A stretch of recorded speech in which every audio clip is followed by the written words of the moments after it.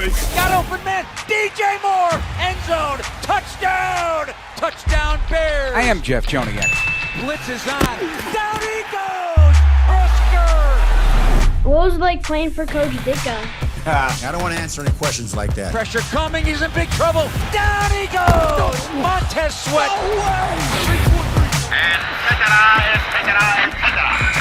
Now, Bears Etc. brought to you by Miller Lite with the voices of the Bears, Jeff Joniak and Tom Thayer. Well, it's about that time to get the band back together. Summer approaches, and so does the start of Bears training camp and preparations for the 2025 season. With Super Bowl winning Bears guard Tom Thayer, I'm Jeff Joniak. We're brought to you by Miller Lite. Our preseason opener is against the Miami Dolphins at Soldier Field Sunday, August 10th at noon.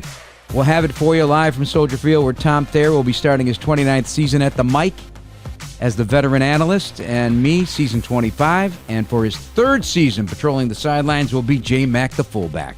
Jason McKie joins us now on episode 146 of the Bears Etc. podcast, coming off a birthday celebration, if I'm not mistaken. Is this correct? Yeah, getting older, man.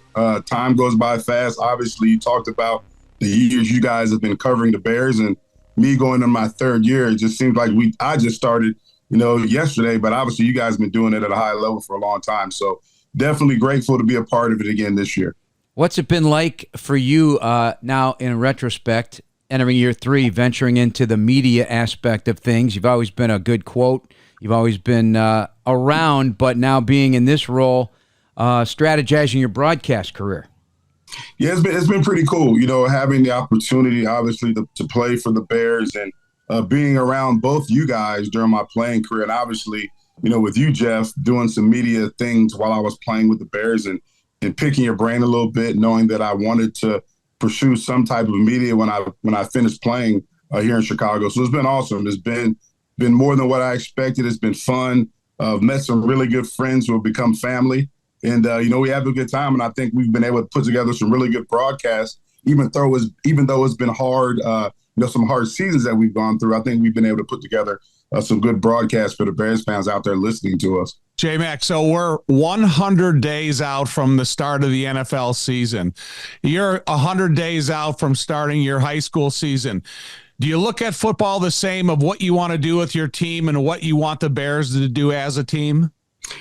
Yeah, I think the way that we run our program, having had the opportunity to play at the highest level, I try to run it as close to an NFL program that I can, knowing that I'm working with high school students. So what I mean by that is, our tempo of practice, our installation. We run a pro-style offense, and obviously as coaches, I've had to learn, especially, that the volume can't be as intense as an NFL install, just because I don't have as much time with high school kids as the coaches have with NFL guys. But we try to run it at that type of elite level that they do in the NFL, and it's been great. Our kids have responded well to it, and we've had some good outcomes from it as well. So, Ben has said a couple times, and I've heard the assistant coaches say it as well, is there's no depth chart right now for the Chicago Bears. Do you have a depth chart in mind for your guys, or is it something like a first-time head coach in the NFL? You got to kind of see where you're going and then where you're going to be placed on the depth chart. And so what do you think about that as a pro, saying, okay, there's no depth chart, so it's really about what you do? Yeah, without a doubt. That's the way it should be. Everything's earned. Everything's earned in life. Everything's earned in the game of football. When you start just handing guys things, guys become entitled. Guys don't work as hard. And, that's the same thing at a high school level. I've been telling our kids throughout this whole entire offseason, off-season workouts, that everything's being evaluated. Every position's open. You're going to get what you earn. So if you're not, pushing yourself in the weight room, if you're not on time to school, if your grades aren't right, and we don't know if you're going to be available to play on Friday night when that eligibility report comes out, hey, we ain't going to count on you. You're not going to play. So everything's earned, and our kids have done a good job understanding that. But there's so many, new players that are going to have an opportunity to earn a spot. So, I'm excited to see how this thing transpires, and I'm also excited to see, how this Bears depth chart, pans out as well. For those longtime listeners of the podcast, or just dipping in for the first time and you're not familiar with his high school program, it's Carmel High School in Mundelein outside of Chicago. And how many years now? This will be what year? Man, this will be going into my 6 years head coach. Wow. So okay, now yeah. that's I like to say that's some real money now. 6 years. 6 years, J-Mac. This podcast brought to you by the official beer partner of your Chicago Bears. Tastes like Miller Time, Chicago. Go to MillerLite.com/BearsPod to find delivery options near you. Celebrate responsibly. Miller Brewing Company, Milwaukee, Wisconsin. 96 calories and 3.2 carbs per 12 ounces. You're balancing, obviously, a potential great quarterback down the road. Trey Taylor. He started getting recruited in 7th grade by Maryland, if I'm not mistaken. This is correct. And now he's made an announcement early this month, I think on May 1st, that he's planning to attend Nebraska. He's a class of 2027, so he's still a junior for you.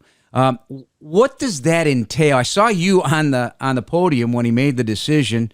Threw us a few curveballs, including putting the U of I hat on and going it with Nebraska, and then you put a Nebraska hat on. How do you balance all that? He's still a young man. He's a junior in high school, and he's got 2 playing years left before he's already committed to Nebraska. Yeah, I think when you have an individual like that who's receiving a lot of attention and a lot of the accolades that he's already received, his character is, I think, the main thing that stands out to me. And I think a lot of people don't get an opportunity to be around him, so they don't see that character. He's a high character guy. He cares about everybody around him more than himself. There's been times when coaches have come into school and there's a particular school that he knows he's not going to actually go play for, but he's out there throwing because it gives his receivers and his teammates an opportunity to be evaluated. So, he's the epitome of servant leadership, what we model our team after, and he does that on a daily basis. I think that's why he's going to be, so great, not just in football, but beyond the game of football. And, him balancing, him getting the attention. The one thing that doesn't change is his work ethic. I mean, the kid's up at 5 a.m. doing Zoom calls, breaking down defense. He goes to school. He works out with us. After he works out at school, he goes and works out another 2 times on his own. He'll go lift again, and then he's out there throwing with his teammates. He's organizing player-led practices.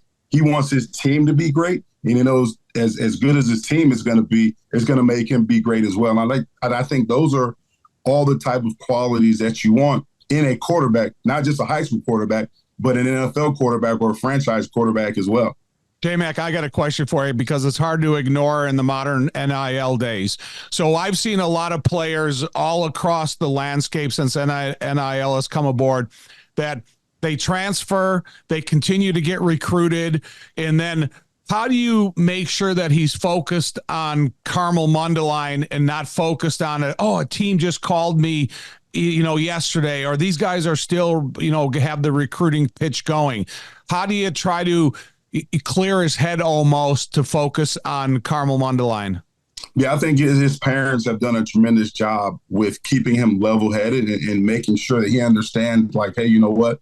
These offers are exactly what they are. They can come and go based upon what you do on that football field and what's on your transcript. So I think, yes, the attention's going to be there because he's an elite level talent, but he understands that it can come and go. And that's what we try to do as a staff as well. Keep him level-headed, keep him hard working, and continue having him understand that he has to be a multiplier because he's in a position that calls for him to be a leader, whether or not he wants to take on that role or whether or not he wants to take on that role or not. Because when you're the quarterback, you are the leader. You're one of the leaders of the team, whether you want that responsibility or not. And he understands that. So I think he's, his family, his circle's done a really good job of keeping him level-headed and understanding that, hey, hard work wins. And without that hard work and without you producing, all of those things can be taken away from you within an instance.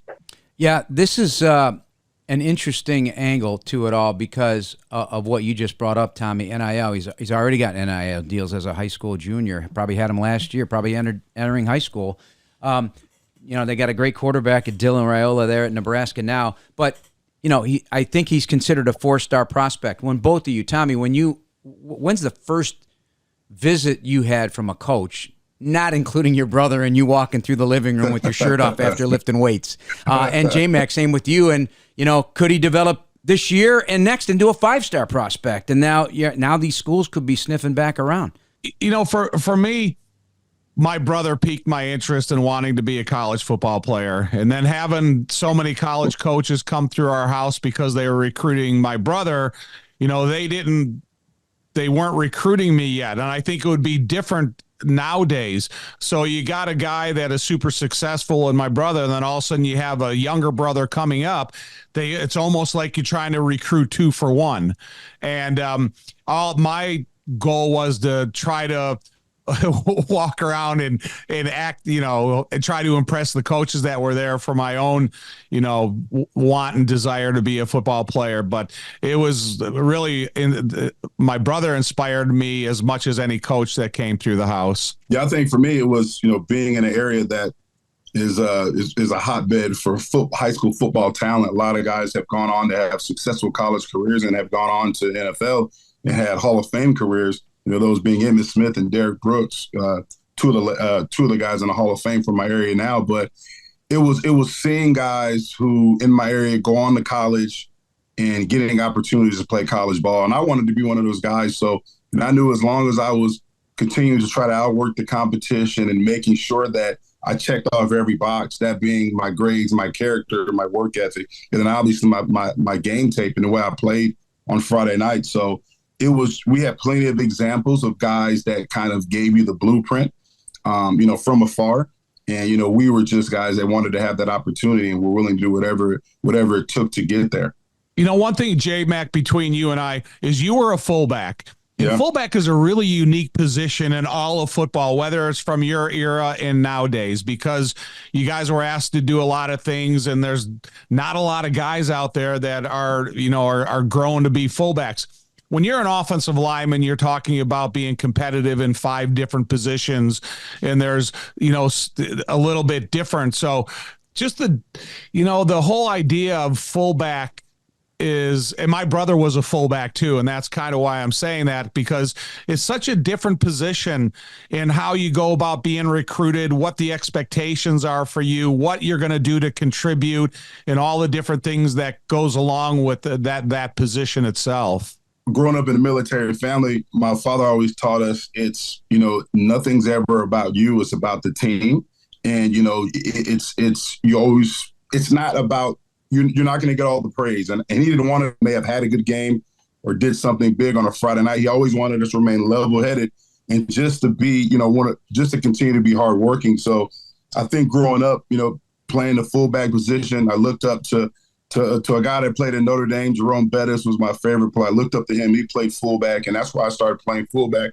But I think it gave me an opportunity to showcase a lot of my abilities. I was a strong player, so I got to go in there and block. I got to run the ball. I got to catch and stuff like that. And I was never a guy that wanted to be, out in the limelight. I kind of wanted to be in the background, and it gave me that opportunity to, yes, you were responsible for a lot of big plays, for a lot of big runs, for a lot of big explosive, catches downfield because you're in pass protection, but it also gave me an opportunity to be in the background, and that's what I loved about it. So it was definitely a position for me, and, I wouldn't change it for the world. We're brought to you by PNC, official bank of the Bears. J-Mac, do you feel pressure knowing you have a blue chip player on your roster that you're trying to get the most out of? You'll be linked to him forever. One day when he's in the Hall of Fame, or, high school coach, Jason McKie, former Chicago Bear, Super Bowl 2006. The funny thing is, I don't feel no pressure, man. I think with the staff that I have in place, we got a really good staff, guys who have a lot of knowledge of the game, and I'm fortunate to have them guys with me. Those guys being only recruits for Sheet Davis and a lot of other coaches who have been around high school football for a long time. But I don't feel pressure. I feel blessed to have the opportunity to be able to mentor and coach him and to help him achieve all his goals, and it's fun. He's a fun individual.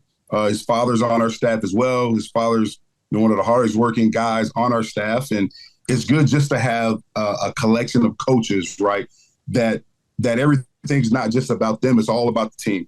And you have everybody on one accord pulling in the same direction where you're going to get the most out of it. And, I trust our process. Our process has worked.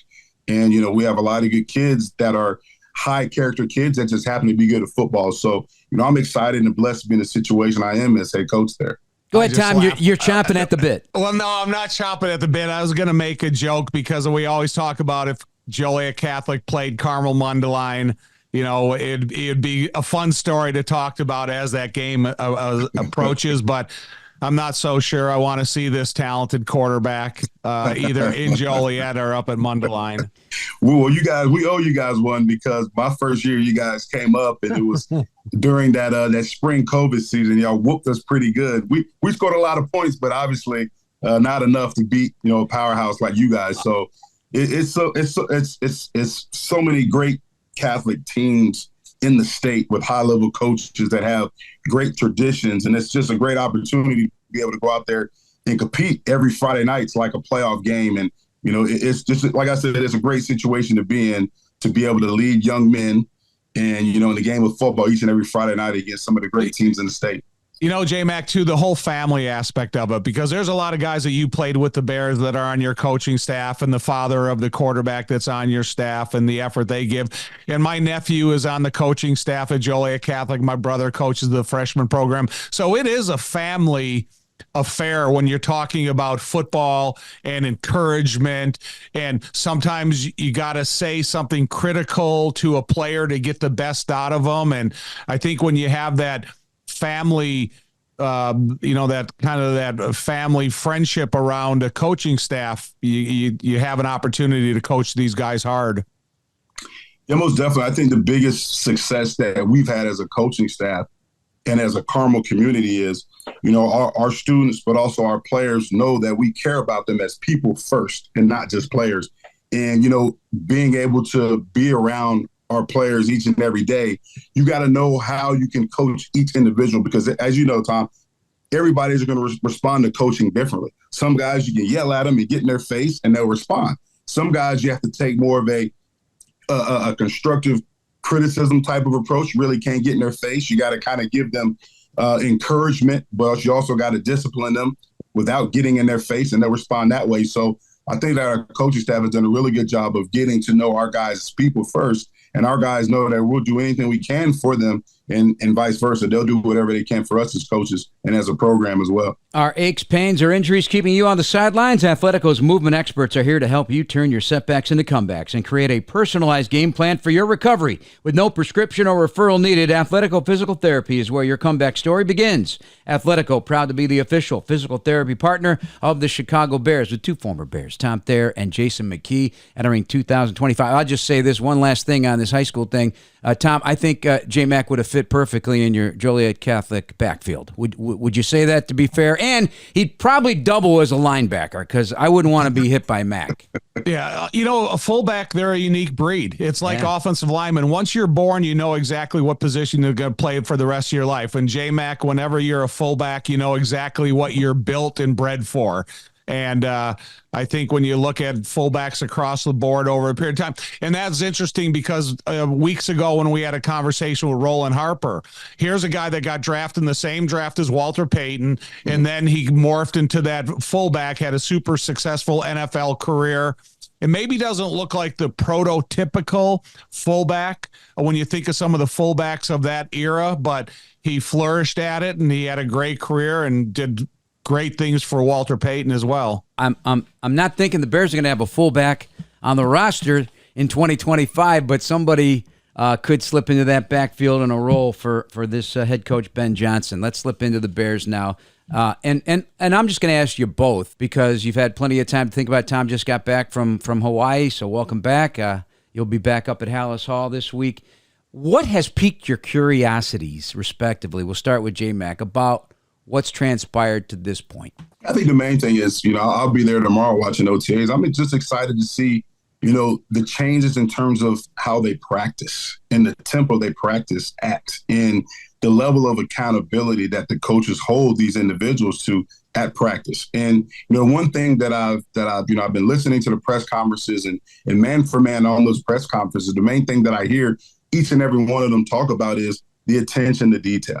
Right. And, I heard Joe Tooney speak, and one thing that stood out to me that he said, everybody's, pulling in the same direction. Everybody's on the same page. And he said, it's what I'm used to. Right. And we know Joe Tooney's been around, the great New England Patriots team. He's been around the Kansas City Chiefs teams that have had high levels of success when he was there.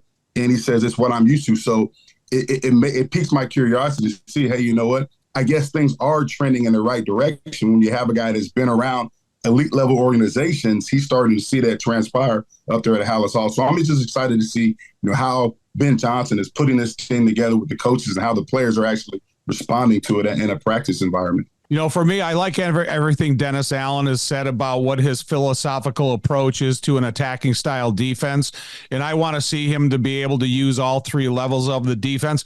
But the thing that I'm excited to see is I don't think the offense is ever going to get stale. It's not going to be repeating the same plays week in and week out. There's going to be something up Ben Johnson's sleeve that he's going to throw a pass to an offensive tackle. You're going to have 6 offensive linemen at the line of scrimmage. You're going to have a stumble bum play that, teams aren't aware of. You're going to see the creativity and the athleticism of a guy like Caleb Williams kind of morph from the drawing board of Ben Johnson into the offensive backfield. So I think there's going to be a play or two week in and week out. Either they're going to practice and maybe use down the road, or just that is going to, be an exciting opportunity for Ben being a head coach to make a call like that. That's just not going to be a stale offense. There's always going to be something new and exciting to look forward to. It piques my curiosity is the 2 tight ends, because both are talented. So I don't know that he's had 2 talented tight ends like that in the same offense. So his creativity, it's going to be crazy, not to mention those 3 wide receivers in the back. So I think there's plenty of weapons to be as manipulative of a defense as you can possibly get and have answers to all the questions. Would that be fair? Yeah, without a doubt. I think when you have a creative mind like Ben Johnson, right, I think you're going to get, like Tom was talking about, the trick plays. And, I was told every great coordinator and every great coach, you want to run at least 1 trick play per half. So that means we could get possibly 2 trick plays here in Chicago per game, which would be exciting. But I think when you have a guy that understands how to build an offense, but also how to layer your offensive plays. So, we'll see a base run, you will see some base run game or some base formations, right? But you'll see each one of those plays and formations layered, right? So if you're running power, you'll see power, you'll see reverse out of power, you'll see a screen out of power, and it looks like the same formation, right? But it's a different play. And what that brings about is the illusion of complexity, right? It looks complex to the defense, but it's simple for the offense to be able to run it and to be able to execute at a high level. So I'm just excited to see, how, Coach Johnson builds this offense with the weapons that he has. And like you mentioned, Jeff, with the new tight end that he has, bringing in Colton Loveland and pairing with Cole Kmet. There's just endless amount of possibilities in terms of what he can bring about in being creative in his offense. Tom, when you were scouting the Lions these years with Ben Johnson as the offensive coordinator, and you break down a ton of tape, what about it was intriguing to you that would be challenging for a defense day in and day out? The Bears did pretty well overall against the Lions, made them work for every win. But what did you feel? They had a tight end come aboard a couple of years ago, and he was immediately successful. But more of the success of Amon-Ra St. Brown. Yeah. He's the type of guy that when Ben Johnson, the first time he was at the podium, and we bring it up all the time, talking about not yards after catch, but run after catch. And I think when you look at this group of receivers from the backfield to the tight end to the wide receiver position, if they can get that connection of timing with Caleb and the receivers, and you talk about play action passing, if they can put it into the hands of these receivers on the move and they have the advantage against the defensive back or linebacker, whomever's covering them, you're talking about some significantly explosive plays. And so that's what I'm excited. I want to see is the explosion that this offense has the capability of being. Yeah, J-Mac, he said it. He loves explosive plays. So Tom, you hit a nail on the head. I don't think we've really dwelled on this too much. The yard after catch, run after catch could be explosively big. It could be, if, as you said, the timing of plays, the reps that they get timing these plays, whether it be the screen game, whether it be just quick throws, whether it be swings out of the backfield, whatever the case may be, it could be monster, J-Mac. Could be monster. Yeah, it'll be exciting. And, what we've seen from him during his time in Detroit, that he always finds the weakness and takes advantage of the defense, right? But he also does a great job of getting his playmakers, scheming them up in space, right, to create those explosive plays. So when you talk about Amon-Ra St. Brown, right, him being able to move him all over the field and get the ball to him and use his speed and his ability to run after the catch in space. I think that's the creativity, and that's where, we salivate over the possibilities of this offense and Ben Johnson at the helm, because we know that's something that he's going to bring here in Chicago. And now he has a lot of the weapons to do it. So I think it'll be real exciting. We're not going to see a stale and old traditional, Bears offense where he's just running the ball, 10-play drive and 8 of those plays are runs. We're going to see some big explosive plays, especially, with Caleb Williams, his second year at the helm as well. New system, but now it's his second year in the NFL. So I think he's going to take another step as well. Tom, you're big on these things. You make these statements before a game, keys to the game, whatever. How many yards rushing would suit you this year for Caleb Williams? Picking up first downs with his feet, because the defense is going to be so entangled with all those weapons, because a running quarterback, as we've seen, does a lot of damage, and you're talking about teams that have 500 rushing attempts. All 4 last year went to the playoffs. I don't want Caleb running a bunch, but what would be good for you? Give me 500 efficient yards. I was going to say the same thing. Give me 500. You weren't. You just yes, said I was. It because I said it. No, I was thinking 500. J-Mac, okay, you tell him. So Jeff, he was sacked 68 times last year. If you can give me 500 efficient rushing yards, and all of a sudden he's rushing away from a sack that maybe leads to a first down, and I'm not looking for him to do heroic things running the ball at the quarterback. I want to see him throw it. But if he has 500 well-timed out rushing yards, I think it could benefit the offense. J-Mac's nodding in approval, but not saying anything. What do you got? Would you feel the same way? Key word, right? Tom said efficient, right? Yeah. And he made a good point, right? We don't want Caleb running quarterback power. I don't want Caleb, taking the necessary hits and stuff like that. I want him to be able to run when there's opportunity to run and extend drives and get first downs. But if it's a read, if they're running read zone by the quarterback and he actually pulls that ball and he gets around the end, I want him to be smart and slide.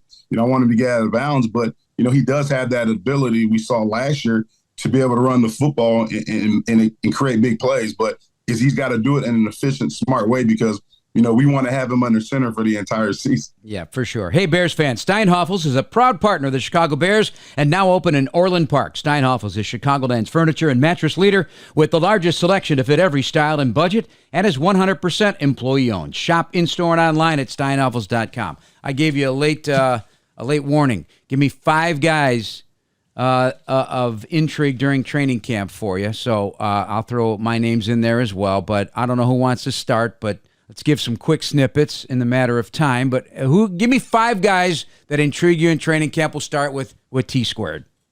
All right. Okay. So number 1, Roma Dunze, because he's picking up from where a veteran left off. This is a new offense, and I think that these coaches, they learn more about him, the more they like him, and what he's capable of.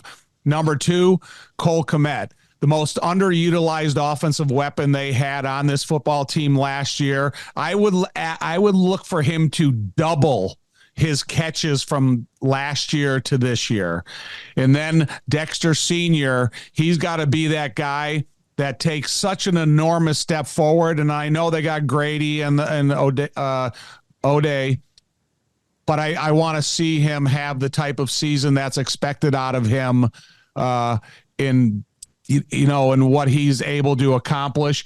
And Tyreek Stevenson, I need to see him have that kind of year that puts him in that upper echelon of cornerbacks to be a part of this man coverage system of Dennis Allen. He's got to be a key ingredient. And then Jonah Jackson, more because he had some injuries last year, but Ben knows a little bit about him. He's probably moving to a more comfortable position in playing right guard, and everybody knows what Tooney's capable of and the rest of the offensive line. But if Jonah Jackson has a healthy year next to Darnell Wright, to me, those 5 guys, their success and their arrow pointed upwards essential. All right, J-Mac, he teed you up. Yeah, I think, the one guy that intrigues me is Zay Frazier, the rookie that they drafted. I mean, 6'3", 186 pounds. And I think when you're running man coverage, when you have a cornerback that has the length and the speed that he has, I think he can make some noise and he could excel in this type of scheme. And he's a guy that's, he started off at Southern Illinois. He went to junior college at Coffeyville and then the University of Texas San Antonio, a guy that's put in his work and ended up being a 5th-round draft pick because of his work. And when you have those guys that are under the radar and that come in and camp with a chip on their shoulder, a guy like myself who understands that. Or a guy like Al Harris coaching him. Yeah, and a guy like Al Harris, I think you're going to get the best out of him. So I'm excited to see if he can carve out a role for himself in that defense because he does have the measurables that can allow him to do so. And let's hope his play can back it up. Another guy I'm going to go to the backfield, of course, and Kyle Monangai, the rookie they drafted out of Rutgers. I think, DeAndre Swift will be the lead back. But when you look at what Ben Johnson's done in Detroit, he's always had 2 guys. And who's going to be that other guy, that Robin to DeAndre Swift being Batman in that backfield? Who's going to be it? It's going to be Roschon. Can Kyle Monangai challenge Roschon for more carries and stuff like that? So it's going to be interesting to see how that plays out. Hey, can I stop you right there? Because I don't know if you know this, but Temple is 0-6 against Rutgers in their history, and Monangai went for 165 against you in 2023. Not in the history. No, maybe in his history. Not when we were there. I just looked it up. Rutgers versus Temple, 6-0 Rutgers. That's not all time. That's what it said. That's what it said. No, I'm gonna call Doug right now to get the fact. Doug Coletti to get the facts straight. I did a quick search. Search. Go ahead. I don't mean to interrupt your flow. Go ahead. And then I'm looking at Karan Amagaji. I think he didn't get any training camp time last year because of the injury, and then we saw what he did last year when he was in the starting lineup, being just thrown out there to the wolves, so to speak. It'll be good to see how he embeds himself in that competition. What the rookie that they brought in from Boston College and stuff like that, and Braxton Jones trying to get healthy and come back from his injury. Let's see what, how Karan steps up to the competition or to that battle that he's going to face throughout training camp. Another guy who I've had an opportunity to see work out, along with a lot of the other defensive linemen who came to our school and worked out a couple weeks ago, is Daniel Hardy, a guy who made a case for himself in training camp last year. Earned a spot on the roster, was a big contributor to special teams. But if I'm not mistaken, I heard they may even try him at linebacker a little bit. Yeah, they're looking at him. And I'll tell you, of any player this year that I saw so far in the OTAs, I mean, his body was rocked up a year. Now it's he looks like a turbocharged Boulder. He looks good. Yeah, he did. And even when they came and worked out, he was the guy that really stood out to me. And Javon was there. Austin Booker was there. Dominique Robinson was there. And I was like, wow. I was like, Dan, you look good. You put in the work. So I'm excited about him.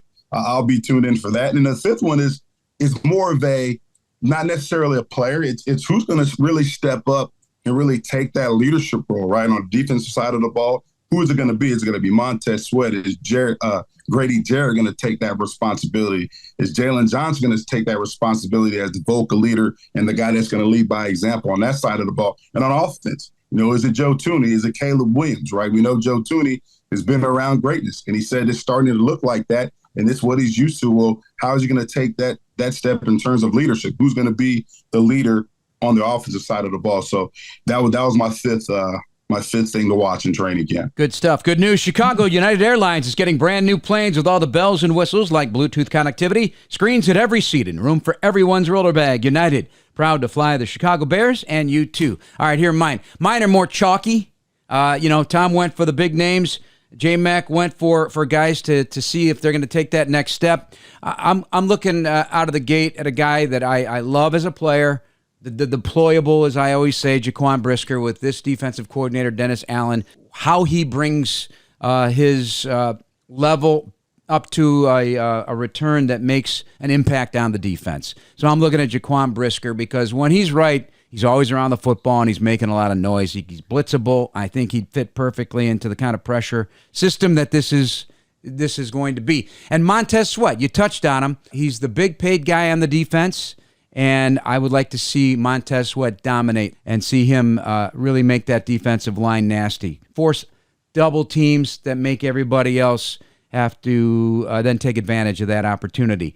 I'm going to mention Monangai because, man, he is a back that's intriguing. That I just like his mindset. He's not thinking about anything other than what's ahead of him, not what he's come from.